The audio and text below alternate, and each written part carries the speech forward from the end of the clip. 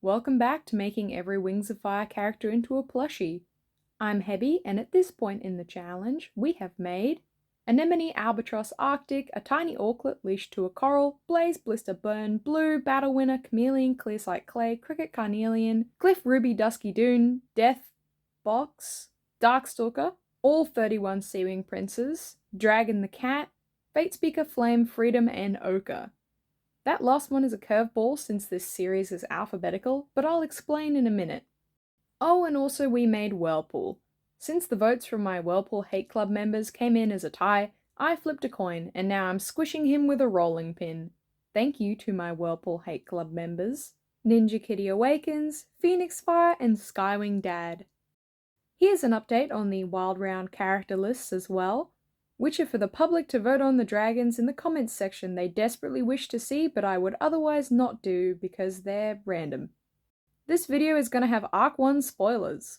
Oh, and before I forget, you can download the patterns I use for free and make your own. Since we're in the F category, and F is for false dragonets as well as Flame and Fatespeaker, who are F dragons, I decided I might as well just chuck them all together. Last video in this series was Ochre, which was the non-alphabetical one, but now it's time to just finish off the false dragonets. Initially I was only going to do Flame and Fatespeaker as they have more important roles in the story, but then I thought about it and decided the whole set really would look nice on my shelf, and to compare to the actual Dragonets of Destiny when I finish up with those guys.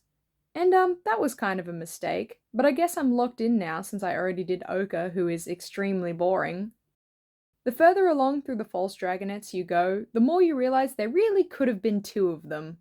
The significance of their whole lives to the plot of the story drops drastically into irrelevance, and the totality of their character traits being able to be summed up by saying rude and annoying starts to get really old.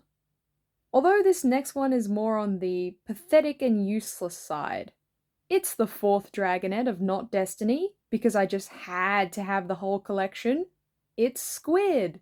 Squid is a scrawny green seawing with an irritating voice, and when I say irritating, I mean, oh my, how could they have ever thought that Fatespeaker was the annoying one of the group when they have Squid hanging around, taking up valuable air with his petulant whining, and being generally utterly and hopelessly useless at every task set before him.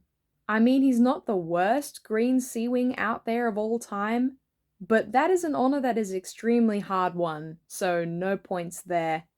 If you can't recall this snot glob of side characterness, and who could blame you, really? Squid is the seawing false dragonet of Destiny intended to replace Tsunami. Although even Morrowseer, who hates Tsunami for attacking him basically on sight when they meet, eventually concedes that Squid is a poor replacement for even a rock with googly eyes taped on it. And when Squid has a whining meltdown about this fact, Morrowseer sends him off to find his way back to the Talons of Peace from a remote, inhospitable corner of the Skywing territory. And the Skywings, I will point out, are at war with and murder the Seawings. Anyways, Morrowseer wishes him death, and Squid flies away. He survives through an incredible stroke of luck, and yeah, I don't know.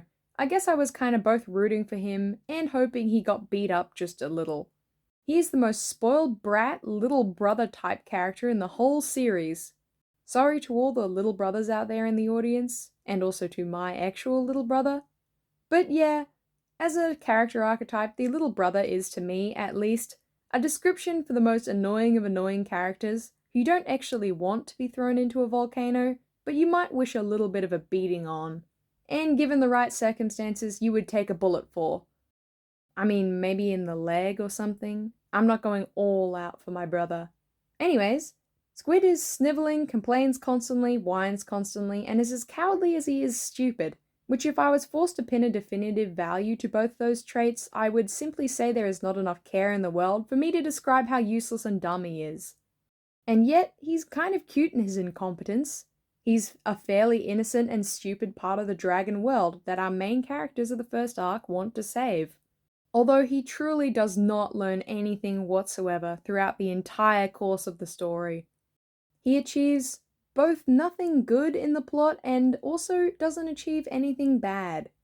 I could have just said he achieves nothing, but I thought it was ruder to belabor that point. All of Squid's involvement can be summed up as such. He complains through the fourth book and is a bit too dumb to realize Morrissey was planning to mix and match kill the double dragonets of destiny until he had a perfect set which would obey his orders.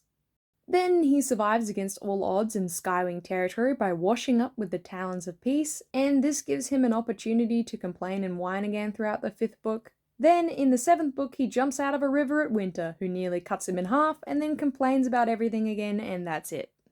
He is very upset nobody made him the leader of the Talons of Peace, but Squid doesn't really deserve anything, so whatever. And he's also not trying to deserve the responsibility of being the leader of the Talons of Peace. I'm not sure there are any Squid stans out there beyond, like, 2 people who have proclaimed themselves to be Squid's biggest fans in the comments section and on Patreon. There can only be one, though. It's a battle to the death, I suppose. And I'm not going to be the one to take home that badge, even though as of this moment I am pretty sure I am the only person in the entire world who owns a Squid plushie, which is just about as close to the leader of the Squid fan club as I ever want to get. Squid is kind of like a piece of gum on the sidewalk. Gross, a little slimy, but you've stepped on it now, and it's sort of stuck with you. Either way, I feel a lower level of rage towards this character, because even though he's rude and nasty to Fate Speaker, telling her he wants to push her off a cliff, he's kind of childish about it. He could be outwitted by a pencil, and doesn't really have a killer instinct. He's also got terrible aim when trying to kill Starflight, and probably could not have succeeded in that, although he tried. So I don't think he's as much of a threat to Fate Speaker physically or mentally, since I think she could, if she wanted to, insult him and he would just go cry. And Squid isn't representative of a tribe who is drastically underutilized in the plot.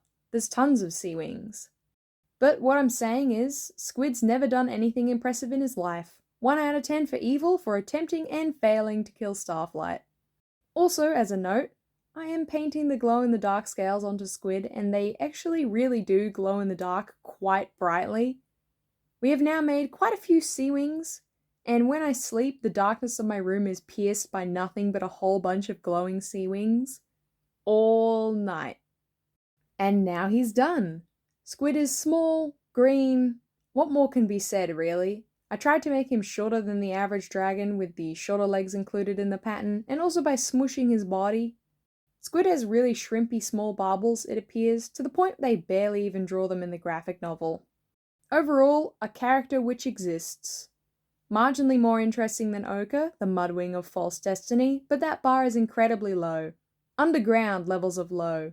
Squid is definitely not winning any prizes for being the way that he is, and the highest score I can give him for anything since his failure to impose any relevance on the plot travels in both the evil direction and the good direction, is that he is the 4th out of 5 for my False Dragonets of Destiny playset. And up onto the shelf he goes, alongside his disappointing compatriots. There's only one left now. Last and certainly least, Viper.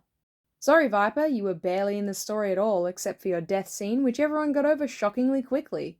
Except the audience. I really quite like her design, and have given her an extra jagged frill and grey undertones for her sand brown scales. If you can't remember Viper, I don't blame you, but you probably do remember her death. Melted alive in sizzling lava in the Nightwing's volcanic death fortress during a training accident. Not pretty.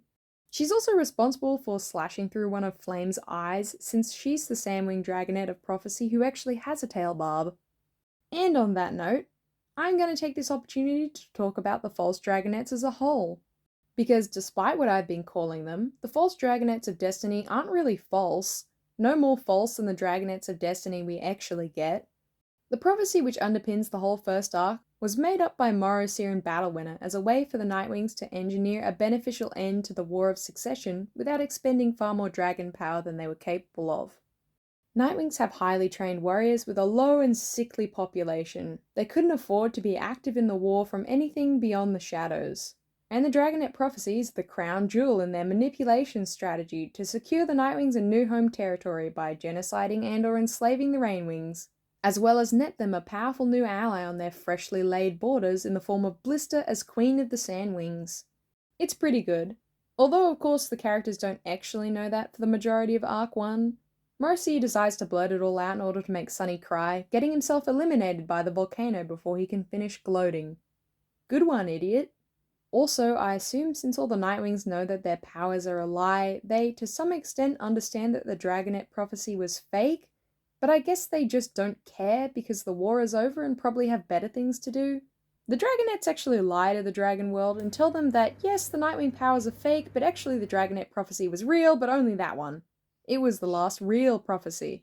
I don't know if I buy that conclusion, considering the amount of witnesses who saw that the prophecies were fake or otherwise could have figured that out on their own.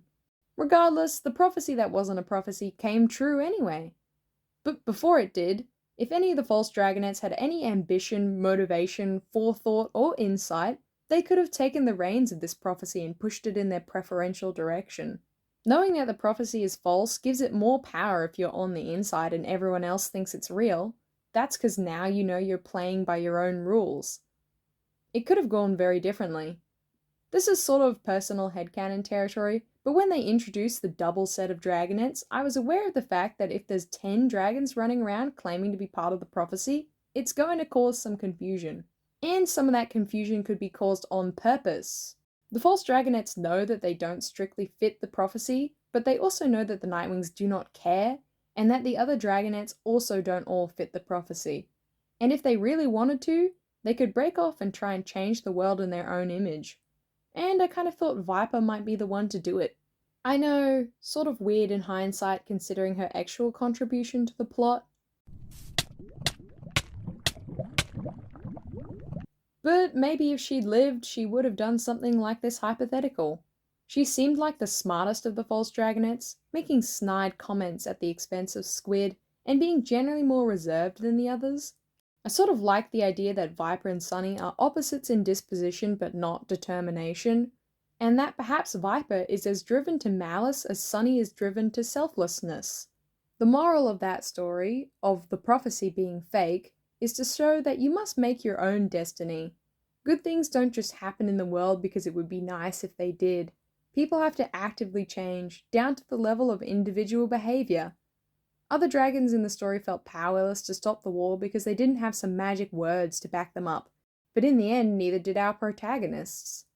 In that same vein, evil things also happen by willpower, and just to get it out of the way, I give Viper a 4 out of 10 for evil, same as Ochre.